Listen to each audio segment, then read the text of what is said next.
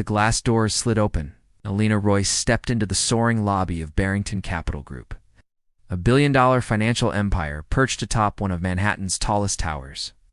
The lobby gleamed with power-polished marble floors, crystal chandelier bigger than a car, and leather seating arranged like museum pieces. Executives in tailored suits strode with purpose, their footsteps sharp, eyes busy. Elena's shoes made no sound. Flat, beige, and well-worn, they contrasted with the designer heels clicking around her. Her white linen blouse was clean and crisp, but simple, no frills, no logo. Her cream slacks were tailored but humble, no jewelry, no makeup beyond lip balm. In one hand, she carried a canvas tote bag slightly faded with a notebook, a pen, and a wealth-hummed copy of The Wealth of Nations. At the marble reception desk sat a young woman named Kelsey, her sleek bun held tight with a gold pin, nails like sharpened glass. Kelsey's eyes flicked up, down, then paused at the tote. "Deliveries go around the back," she said flatly. Elena smiled gently. "I'm here for the VP of Strategy interview." There was a flicker of something disbelief, maybe amusement tan Kelsey's face. She tapped a button and said, "Candidate for interview." Unconventional appearance. Then she pointed to a side hallway. "Take the service corridor, HR's request." Heads turned as Elena walked past. A cluster of young candidates, polished and perfumed, exchanged smirks. One leaned toward another and whispered, "She looks like she's here to clean the place." Elena heard it, but her eyes didn't waver. Quiet grace was her shield. "Before we continue, please do subscribe to my channel." Down the corridor, past the glass conference rooms and into the waiting lounge, the energy shifted. Around a sleek table sat a group of candidates, each one a walking resume. Gucci ties, Prada pumps, cufflinks that gleamed like armor. Elena quietly took a seat in the corner. A man in a pinstripe suit named Jared Holt caught sight of her. He didn't bother whispering. "Look at that tote." "What did she bring, groceries?" Laughter followed. A tall woman in a fitted emerald jacket. Leah. Tate tilted her phone and snapped a photo. "No filter needed," she muttered, captioning it in a group chat. "Candidate or cafeteria crew?" Another man, Ethan Crane, adjusted his Rolex and shook his head. "They don't let her near the boardroom rug." Phones flashed again. Smirks widened. Elena's fingers clutched the handles of her tote slightly tighter. Her hazel eyes stayed soft, but now they were steeled. An HR assistant, Nimily Voss, young and sharp, stood at the door, clipboard in hand. She glanced over the group and hesitated when she reached Elena. Emily checked the list, then smirked. "You, ... Must be Elena Royce," she said slowly. "Interesting outfit choice." There was no greeting, no warmth, only cold assessment. Behind her, Jared coughed. "No suit, no shot." The other candidates laughed again, sharp and practiced, as if this was part of the test. And Elena, she sat taller. Dignity was her armor, and she had worn it for years. A frosted glass door slid open. Inside, the next candidate vanished into the interview chamber. Elena remained seated, her turn still far off, if it would ever come. A few minutes later, Emily returned and called out 2 names. Elena's wasn't one of them. As others passed her to shake hands and exchange pleasantries, Emily leaned toward her again. "Just so you know," she said, her voice low but clear, "Alterara doesn't really hire unorthodox applicants. The panel values professionalism." Elena's lips parted just slightly. She didn't reply. "Oh," Emily added with a grin, "and try not to look nervous when Callahan speaks. He doesn't like ... trembling." It drew another snicker from Jared, who had taken out a crumpled dollar bill. He flicked it toward her feet. "For your dry cleaning," he smirked. Even the receptionist peeking in from behind the glass didn't object. The cruelty was open, casual, and accepted. Elena looked down at the dollar. She didn't pick it up. Instead, she quietly pulled her book from her tote, opened to a folded page, and began reading. The murmurs faded around her as she let there. Scorn wash over her like cold rain, familiar, but never welcome. Leah leaned over to Jared and whispered, "I swear, I saw her type something on an actual notepad." "She probably thinks whiteboards are witchcraft," Ethan added. More chuckles. Then a flash. Ethan had snapped another picture and sent it to a private Slack channel. Hat budget candidate reporting for rejection. The group chat buzzed. With likes, Elena's page didn't turn. Her eyes stayed fixed, but her breath tightened just slightly. Another candidate murmured behind her, "Bet she doesn't even have LinkedIn Premium." Just then, the door opened again. Mr. Jared Holt. Emily called, her voice brighter than before. Jared stood, brushed his lapels, and winked at Elena. "Stay warm out here." As the door closed behind him, the others chuckled and returned to their banter. But one woman, a younger candidate in a navy skirt, glanced at Elena, uncertainty in her eyes.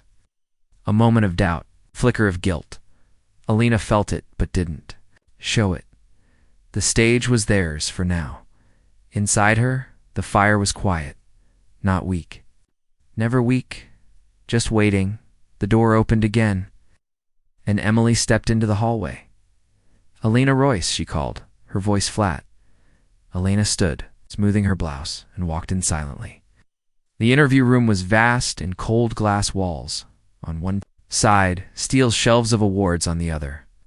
A long, polished table sat in the center, where 3 people waited. At the head was Michael Callahan, jarred director, barrel-chested, smug, his dark gray suit almost aggressive in its sharpness. Beside him sat Vanessa Clean, senior manager, her red lipstick as striking as the crimson trim on her tailored blazer.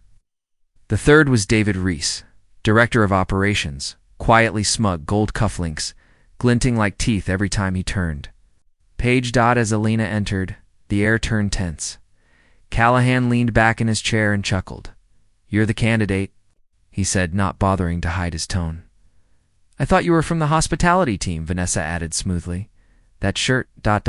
Elena sat down, calm and upright. "I'm here for the strategy VP role," she replied, her voice even. David barely glanced at her resume. "This," he raised it with 2 fingers, then dropped it. "We'll get to that eventually." Vanessa smiled like she was watching a cat struggle in water. Callahan crossed his arms. "Let's start with the basics. Tell us why you think you belong here." The real interview hadn't started, but the real judgment already had. "Before we dive in," Vanessa said, tapping her iPad, "we'd like your reaction to this." The wall screen behind them lit up. A slide appeared. Candidate attire standards. On the left, a well-dressed executive. On the right, a zoomed photo of Elena taken moments ago sitting in the hallway. Over her image, a massive red. David grinned. "Look familiar?" Image had been uploaded in real time. Someone had snapped her photo, likely from the hallway. This wasn't an interview, it was a trap. Callahan leaned forward, pretending concern. "You do know this is a financial leadership role, right? We expect a certain image." "I dressed respectfully," Elena replied calmly. "Competence doesn't wear logos." Vanessa let out a laugh. "Cute." David then placed a thick folder in front of her. "You've got 3 minutes. These are mock merger summaries. Spot the flaw." Elena opened the folder. Dozens of pages, conflicting numbers, unmarked currency conversions. A deliberate mess.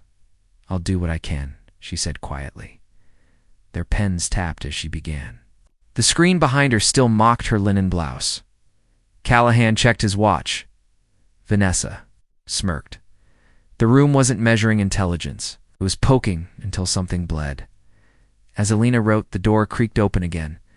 Jared Holt stepped in, uninvited, flashing a knowing smile at the panel. "Just checking in," he said.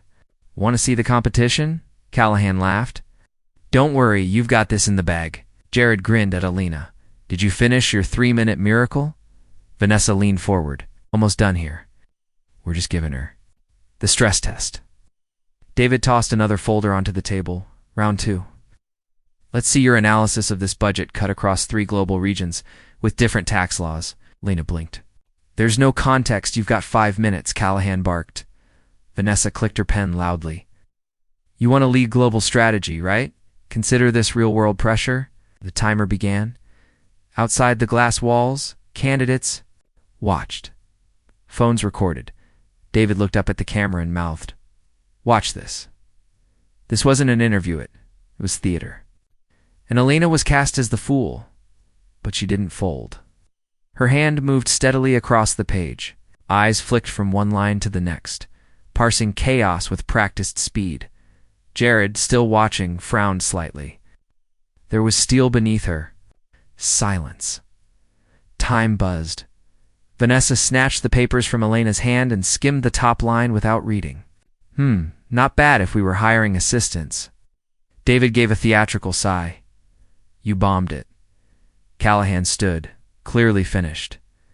Wrong outfit, wrong energy, not what we're looking for. Lena opened her mouth to speak, but Vanessa cut her off. No presence, no polish. You wouldn't survive one client dinner? David snapped his fingers. Oh, by the way, can we get security to check that tote? Just ... standard practice? A guard near the door raised his brow. Callahan waved him forward. Yeah, let's make sure she's not walking out with company property. As the guard approached, Alina rose from her seat. Her hazel eyes scanned the panel, the mockery still fresh in the air. She said nothing, just calmly unzipped her tote. Out came her notebook, her pen. What? And the worn book on economic principles. The guard muttered, clear, and stepped back, but not before muttering, weird. Vanessa laughed again. Callahan leaned over Elena's resume, untouched on the table. With a sharp motion, tore it in half and let the pieces flutter to the floor. We're done here, he said, voice like stone. Don't bother coming back. Outside, phones recorded as Alina stepped back into the hallway, into whispers, chuckles, and quiet cruelty. But no one noticed her. Eyes, they weren't angry. They were watching, learning. Waiting, Jenna returned. To the lobby, her eyes slightly puffy from holding back emotions, but her posture tall and composed. She sat quietly, watching other candidates walk in and out of rooms, some smiling, some confused, a few clearly shaken. Her heart beat fast. But she breathed deeply to keep herself grounded. That's when a young woman with short blonde hair, tailored navy pantsuit, and heels that echoed confidently on the marble floor stopped in front of Jenna. You're still here? She asked, eyes scanning Jenna's simple clothes and flat shoes. I thought HR would have weeded you out already. Jenna blinked. Excuse me? I saw how they looked at you. Let me guess. No corporate experience, no degree. From some Ivy League school and definitely no connections, right? Jenna kept her voice soft. I'm just here to interview. The woman leaned in, her tone sharp. This company eats people like you alive. If you make it through the next round, I'll be shocked. Honestly, you won't last a week here. She straightened and strutted toward another corridor. The receptionist, who'd been listening from behind her computer, called over gently, Don't mind her. She's insecure. Jenna turned and offered a weak smile. That obvious? Obvious? The receptionist nodded, giving Jenna a wink. The ones who have to say things like that usually are. The next name was called, and Jenna stood again. This time she was led to a smaller room, more informal, with just 2 interviewers seated. Across a low table, there was no panel, no cold introductions. One of the women glanced up from a tablet. Jenna Monroe, come on in. We've been looking forward to this part. Jenna's brow furrowed. You have... The other smiled kindly. This round is less about your resume, more about who you are. For the next 40 minutes, Jenna talked honestly about how she'd worked 2 jobs to put her brother through college, about her mother's illness, and how learning to navigate healthcare bills had taught her patience in detail. About managing a small local business where she'd helped restructure their payment system. Just to keep them afloat during the pandemic, the interviewers listened without judgment, occasionally jotting down notes, but mostly just listening. One even laughed when Jenna told a story about rescuing a printer with duct tape during a wedding event. You made it sound like a spy mission, the woman said through a smile. Jenna chuckled nervously. It felt like one. When she left the room, one of the women stood to shake her hand. Whatever happens next, thank you for being real. We don't get a lot of that. As Jenna waited for the elevator back to the lobby, the blonde woman from earlier reappeared, walking quickly with her phone in hand. She noticed Jenna standing there and rolled her eyes. You again? She muttered. Jenna said nothing this time, The elevator dinged. They both stepped in. Silence filled the small space. Then, as the doors closed, the woman sneered. "You're going to be crushed if you think this company values heart over hustle. Trust me, I've worked here before. Got laid off when I called out my boss for stealing. Credit, this place doesn't reward good girls. It rewards survivors." Jenna looked over calmly. "Maybe being good is the strongest kind of survival." The woman scoffed. Just then, the elevator stopped on the executive floor on error.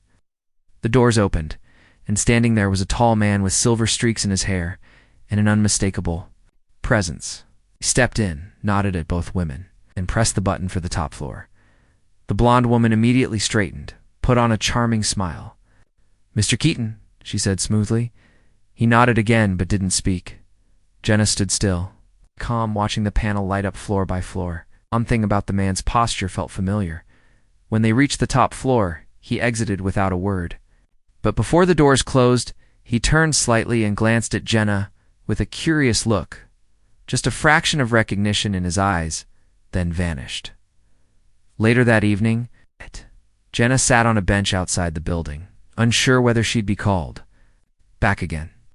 The sun was setting, the gold streaks lighting up the glass of Monroe, holdings like fire.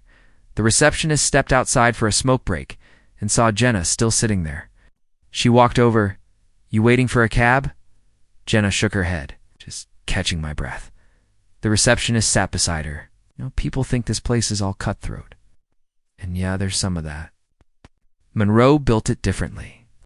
Before it got this big, he used to say, "The best minds aren't always in the boardroom. Sometimes they're stocking shelves at night." Jenna's heart gave a small, startled thud.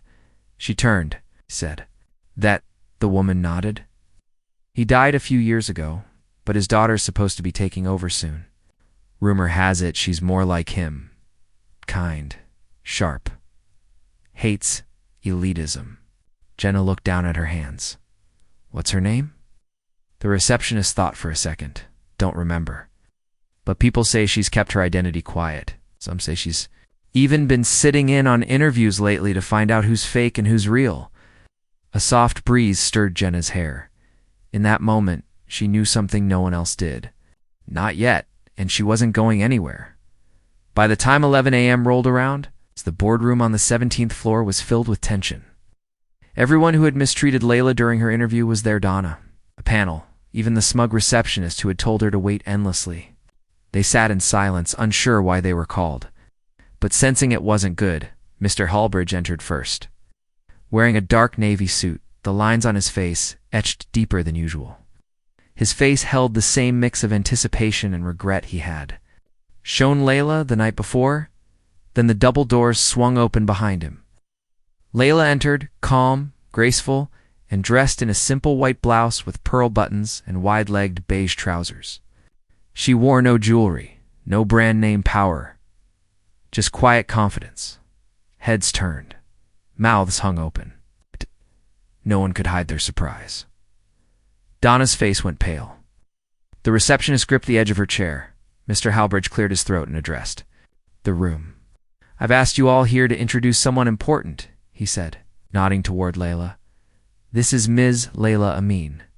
As of this morning, she is chairwoman of Halbridge Group." You could hear a pin drop. "I expect every member of this organization to offer her the same respect you would offer me," he continued. "She is not just a colleague. She is the guiding voice of this company moving forward." Then he turned and gave a full bow to Layla. "Welcome, chairwoman." Layla nodded graciously. "Thank you, Mr. Halbridge." It took a moment for anyone to react. Layla stood at the front of the room, composed, while the air filled with disbelief and confusion. Donna stood up abruptly. "There must be some mistake," she said, her voice trembling. She wasn't even qualified to interview for the analyst role." Layla turned to her with a calm that made everyone else sit straighter. "You're right, Donna. I was overqualified." She took a slow step forward. "You didn't see me because you didn't want to. You dismissed me by my clothes, by my name, by the silence I chose over arrogance." Donna blinked rapidly. "But how?" "How are you chairwoman?" Layla finished. "Because I own 52% of Halbridge shares. That's how." Someone gasped. The receptionist covered her mouth. A member of the interview panel shifted uncomfortably in their seat. I didn't come here to punish anyone, Layla continued, her voice still soft. But I did come here to change the culture. I'll be assessing everyone in this room over the coming weeks. Her eyes met Donna's. Some will stay, others won't. Once the formal introduction ended, Layla requested to speak privately with the original interview panel. They shuffled into a smaller conference room, visibly uneasy. Layla entered last and closed the door gently behind her. She looked each of them in the eye. Let's begin again, she said. This time, I'll be asking the questions. They stared at her, unsure if this was symbolic or literal. Tell me, she continued, folding her hands on the table. What would you say is the most important quality in a team member here at Howbridge? A man in a gray tie answered nervously.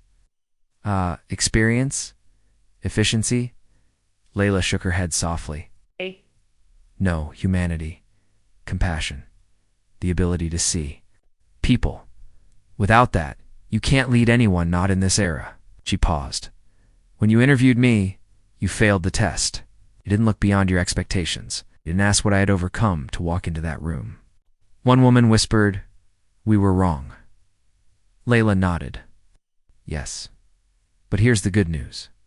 Wrong can be corrected if you're willing to learn. The rest of the day moved like a ripple across still water. Emails were sent. Departments were notified. Layla Amin's photo was added to the executive directory, but no one could stop talking about what had happened in that morning's meeting. The once simple woman they had mocked was now their chairwoman. But Layla wasn't finished. She visited each floor, spoke to janitors, secretaries, interns. She sat with the cafeteria staff and asked about their families. She asked the finance team what resources they were lacking and what they needed to work better, not faster, but better. People began to smile when she entered.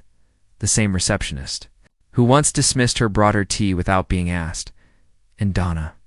She was quiet for days, shrinking into the background. Layla didn't fire her yet, but she made her attend empathy training. Twice a week. Donna hated it, but something told her she needed it.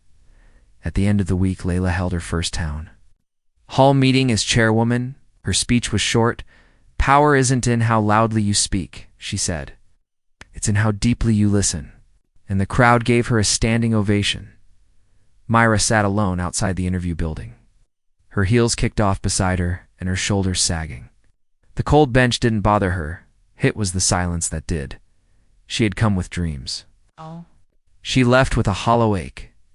As she sipped water from a small paper cup, a woman passed by and did a double take. Mira Shah, the woman asked with raised brows. She was dressed elegantly, fine creases lining her blazer, and a badge that read Senior Board Liaison, HR, Executive Wing. Mira looked up. Yes, I thought so. The woman smiled warmly. I'm Sophia. You probably don't remember me, but I was in your operations class at Oxford. You used to solve case studies faster than anyone. Even partnered once. Mira blinked. She did remember. Barely? What are you doing here? Sophia asked, noticing the unease. I came for the group for interview, but I wasn't exactly welcomed, Mira said quietly. Sophia's smile faltered. Group 4? That's... She stopped herself, but Mira noticed the flicker in her eyes. What is it? Thought. Sophia hesitated. You might want to speak to someone at the top. You're not the only one they've treated unfairly. And then, gently, Sophia added, this company is about to change, and I think you should be part of it. That same afternoon, high above in the top floor of the glass-paneled tower, CEO Armin Reza leaned forward in his chair. His assistant, Elias, had brought him a thick manila folder. We've had multiple complaints, formal and informal, about behavior during recruitment by certain executives. I think you should see this one in particular, Elias said. Inside was a transcript, captured from internal cameras and AI-driven behavior monitors installed for corporate compliance. It showed the footage of Mira's interview, huge, humiliating. Detail, every snide comment, every smirk, the laughter, the smug glances exchanged.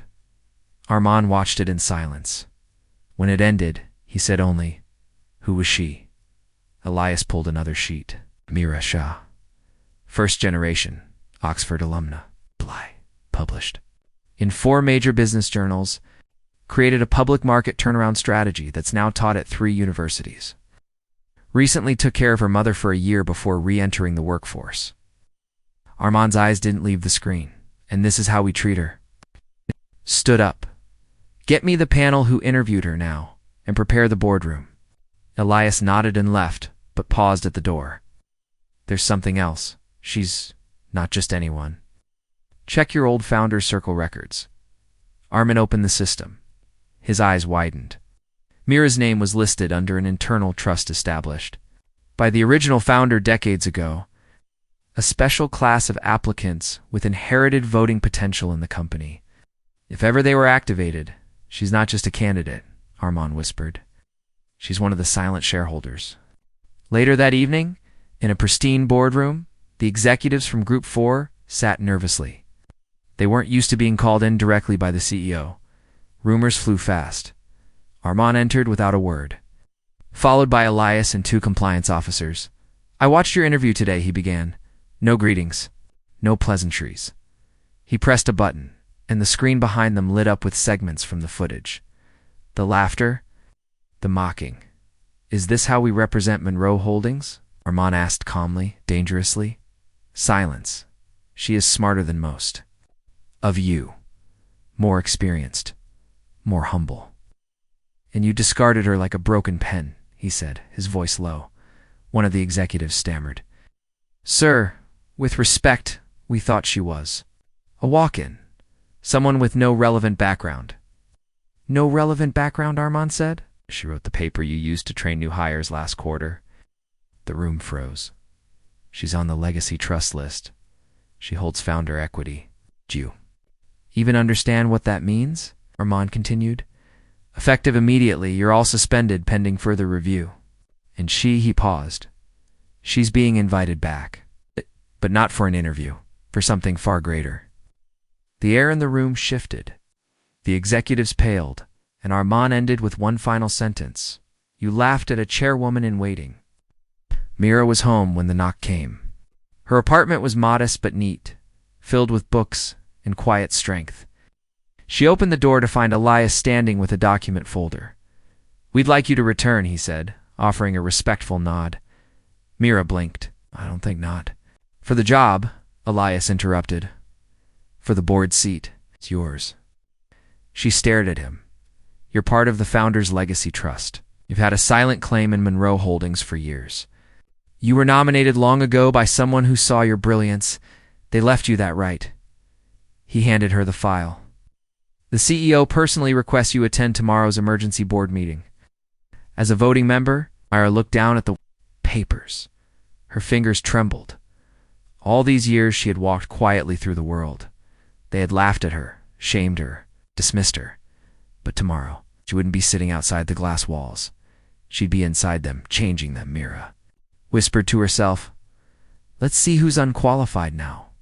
The halls of Lancaster and Crown, once echoing with dismissive glances and whispered judgments about the strange woman in the green dress, now rang with a different kind of hush.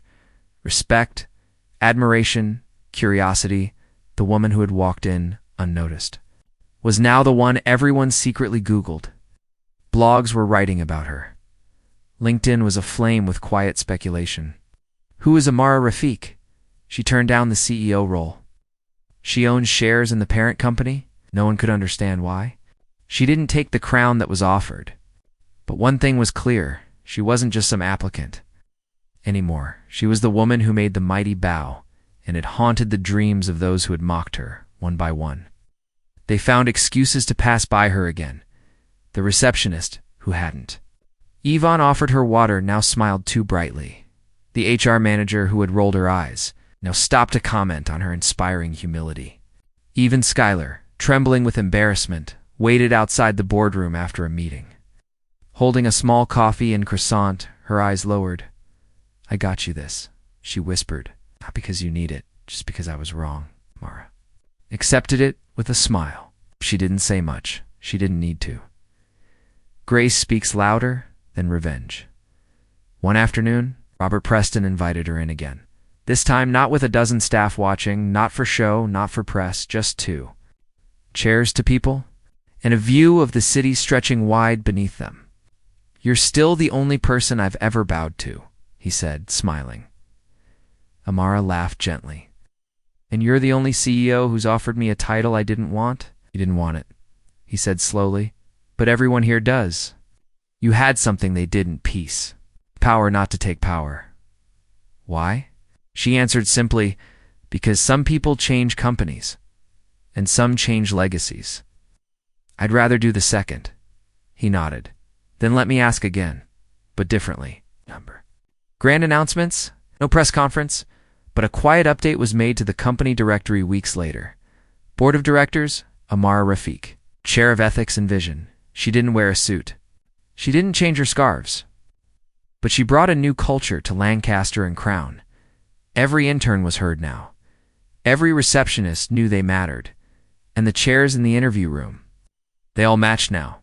Because Amara, the woman who was mocked for her dress, who was denied a glass of water, who was laughed out the door, had reminded them all. Power is not in presence. It is in principle, and true leadership starts with listening. Amara's first official initiative wasn't flashy. It wasn't a $1 million merger or a company-wide memo. It was an internship program, but not for Ivy League graduates, no. For young women from community colleges, refugee backgrounds, underfunded schools, women who had the potential but never the privilege. Girls who were told to lower their expectations. It was called the Second Chair. Initiative inspired by the mismatched chair she had once been offered. Every girl deserves a seat. The pamphlet read, and every company needs to know how to offer one properly. Applications flooded in. And for the first time in the company's history, interviews were held with warmth, with fairness, with humanity. Skylar could have left. The shame had been unbearable. Her co-workers hadn't even needed to say anything. The way they looked at her now said it all. But she stayed. And she changed. She volunteered to lead the first intern mentorship group under Amara's program. Not out of guilt anymore, but because she finally understood what power really looked like. At the final intern presentation that year, she stood beside a young black girl named Zena, who shyly showed off her app prototype. Skylar put a hand on her shoulder. "When I started, I thought suits made you strong, but real strength looks like you." Amara, watching from the back, smiled. Some changes bloomed quietly. 6 months later, Robert stepped down as CEO. The press swirled with rumors, health, scandal, pressure. But he ended it with a short statement: "I've done what I came to do. I met someone who reminded me of the kind of leader I once hoped to be. I leave this company knowing it's in better hands than mine ever were." And though Amara refused to take the title of CEO, the new woman appointed, a soft-spoken operations genius from Nigeria named Lami Bello, had been mentored directly by her. Everyone knew who the real architect was.